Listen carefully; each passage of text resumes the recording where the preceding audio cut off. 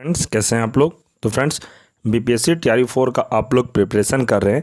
यह क्लास काफ़ी इम्पॉर्टेंट होने वाला है। आज के क्लास में हम लोग मॉडर्न हिस्ट्री का क्लास को करेंगे। आज का class fully NCERT based class होने वाला है। इससे पहले मैंने आप सभी को 4 चैप्टर मॉडर्न हिस्ट्री का कंप्लीट करवा दिया था। आज का जो क्लास होगा ये 5वां चैप्टर होगा।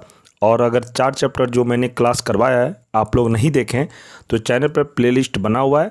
डेली क्लास इसी टाइम पर हो रहा है आप लोगों के लिए टीआरई 4 से संबंधित।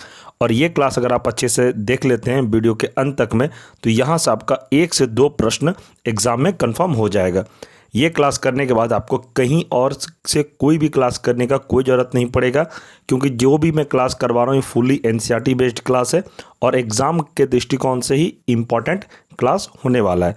तो अगर चैनल पे कोई नए हैं चैनल को सब्सक्राइब जरूर कर दें और वीडियो को लाइक आप लोग अवश्य करें, क्योंकि ये क्लास आपके लिए फुल्ली एनसीईआरटी बेस्ड है। और बीपीएससी अपने एग्ज़ाम में काफ़ी बार प्रश्न को रिपीट करती है और बार बार पूछा जाने वाला प्रश्न को ही मैंने इस क्लास में लिया है, ताकि आपका एग्ज़ाम में अगर यहाँ इस चैप्टर से प्रश्न पूछा जाए तो आपका एक भी प्रश्न नहीं छूटेगा। ये मेरा 100% गारंटी है। तो ठीक है फ्रेंड्स, चलिए शुरू करते हैं।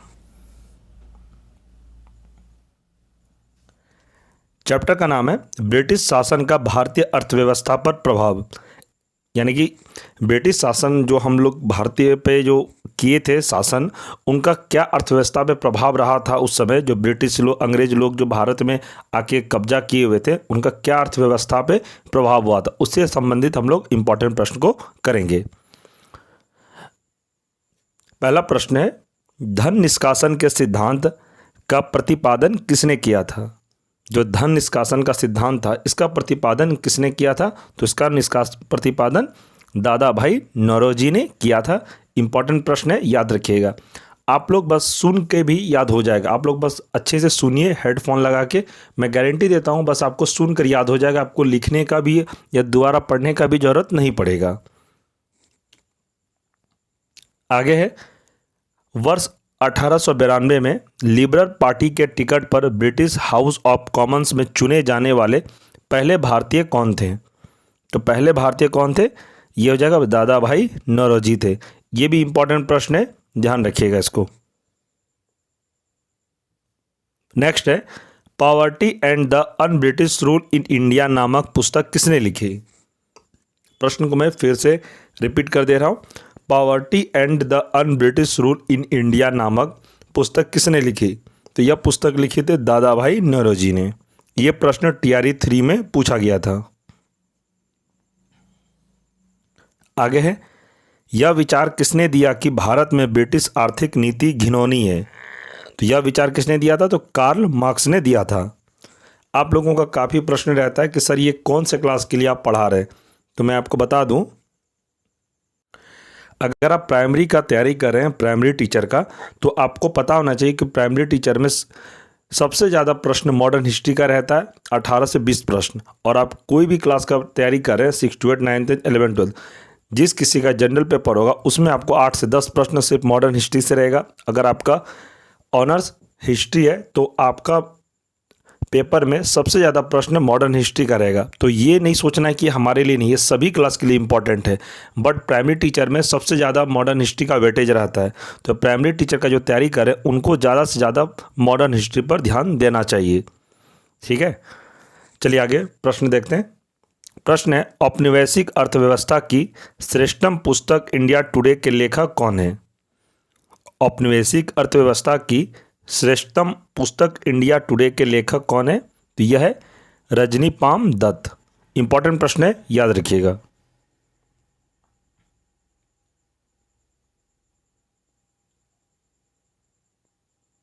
नेक्स्ट है, वर्ष 1907 में टिस्को की स्थापना किसके द्वारा की गई। 1907 में टिस्को की स्थापना किसके द्वारा की गई, तो जे.एन. टाटा के द्वारा टिस्को की स्थापना की गई थी। इंपॉर्टेंट है, याद रखिएगा। आगे है, कुटीर उद्योगों के विकास हेतु ऑल इंडिया स्पिनर्स एसोसिएशन की स्थापना किसके द्वारा की गई थी, तो यह की गई थी महात्मा गांधी के द्वारा। नेक्स्ट है, वर्ष 1854 में Bombay ripening and weaving company की सूती वस्त्र की फैक्ट्री किसके द्वारा स्थापित की गई? तो यह स्थापित की गई थी कावस जी डावर के द्वारा। नेक्स्ट है 1855 में भारत का प्रथम जूट मिल कहाँ स्थापित किया गया था? तो 1855 में भारत का प्रथम जूट मिल कहाँ स्थापित किया गया था? तो सही आंसर इसका सेरामपुर में, जो कि पश्चिम बंगाल में स्थित है। नेक्स्ट है भारत का प्रथम चाय बागान कब स्थापित हुआ? भारत का प्रथम चाय बागान कब स्थापित हुआ? वर्ष 1833 में। इसको आप VBI जरूर लिख लीजिएगा, ये TRE 4 में कंफर्म आपका प्रश्न जरूर रहेगा। ये 99% में कह रहा हूँ, ये प्रश्न जरूर आपके TRE 4 में या तो प्राइमरी में पूछा जाएगा या तो 6 to 8 में पूछा जाएगा, तो इसे आप ध्यान रखिएगा।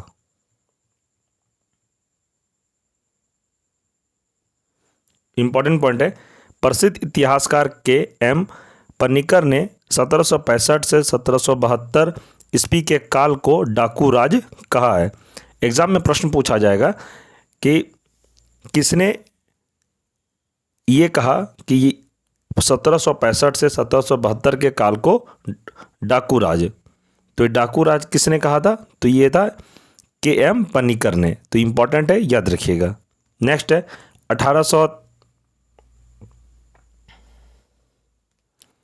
1813 ईस्वी के बाद मुक्त व्यापार से नकारात्मक रूप से प्रभावित होने वाला भारतीय उद्योग कौन था? 1813 ईस्वी के बाद मुक्त व्यापार से नकारात्मक रूप से प्रभावित होने वाला भारतीय उद्योग कौन था? तो यह था कपड़ा उद्योग। इंपॉर्टेंट प्रश्न है, ध्यान रखिएगा।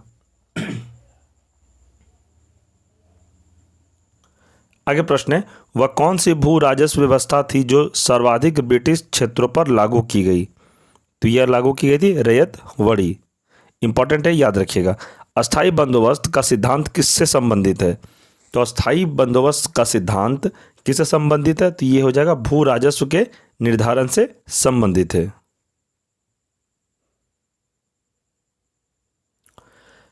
ये जो प्रश्न है फ्रेंड्स, वह कौन सी भू राजस्व व्यवस्था थी जो सर्वाधिक ब्रिटिश क्षेत्रों पर लागू की गई? रैयतवड़ी। और ये दोनों में से आपका एग्जाम में एक प्रश्न 100% रहेगा, आप ये बात लिख लीजिए। ये दो प्रश्न इस चैप्टर का सबसे ज़्यादा महत्वपूर्ण प्रश्न है, और यहाँ से TRE 1 में भी पूछा गया था, TRE 2 में भी ये, TRE 2 में ये वाला प्रश्न था, TRE 1 में ये वाला प्रश्न था, TRE 3 में भी इसी से प्रश्न था। तो TRE 4 में आपका ये दोनों में से एक प्रश्न 100% रहने वाला है, क्योंकि मैंने आपको वीडियो के स्टार्टिंग में ही बोला था कि मैं वही पढ़ा रहा हूँ जो इम्पॉर्टेंट है एग्ज़ाम के दृष्टिकोण से। TRE 4 में जो बार बार प्रश्न पूछा जाता है वही प्रश्न मैं आपको करवा रहा हूँ, ताकि फालतू कंटेंट पढ़ाने से बेटर है कि मैं आपको इम्पॉर्टेंट कंटेंट दूँ जो एग्ज़ाम में बार बार पूछा जाता है। आगे इम्पॉर्टेंट पॉइंट है, भारत में रेलवे का जनक कौन था? तो भारत में रेलवे का जनक लॉर्ड डलहौजी था। इसके बारे में पढ़ेंगे। लॉर्ड डलहौजी को भारत में रेलवे का जनक माना जाता है। एग्जाम में प्रश्न पूछा जाएगा आपसे कि भारत में रेलवे का जनक किसे माना जाता है? तो लॉर्ड डलहौजी को माना जाता है। डलहौजी के प्रयत्नों के कारण ही महाराष्ट्र में सन 1853 में बम्बई से थाने तक प्रथम रेल चलाई गई थी। एग्जाम में प्रश्न पूछा जाएगा कि भारतीय रेल सबसे पहले कहाँ से कहाँ तक चलाई गई थी? तो ये हो जाएगा महाराष्ट्र में सन 1853, आपको डेट भी याद रखना है। बम्बई से थाने के बीच पहली बार भारतीय ट्रेन चली थी, यानी प्रथम रेल चलाई गई थी। ये प्रश्न भी काफ़ी बार पूछा जाता है। आप कोई भी एग्ज़ाम का प्रिपरेशन कर रहे हैं, ये प्रश्न 100% पूछा ही जाता है रेलवे से संबंधित। और अगर आप रेलवे का तैयारी कर रहे हैं तो उसमें भी आपको ये प्रश्न देखने को ज़रूर मिलता होगा, जो भी रेलवे का तैयारी करते होंगे।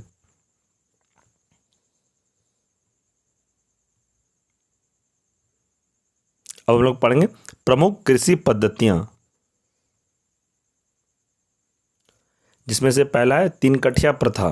तीन कठिया प्रथा का क्या विशेषता था?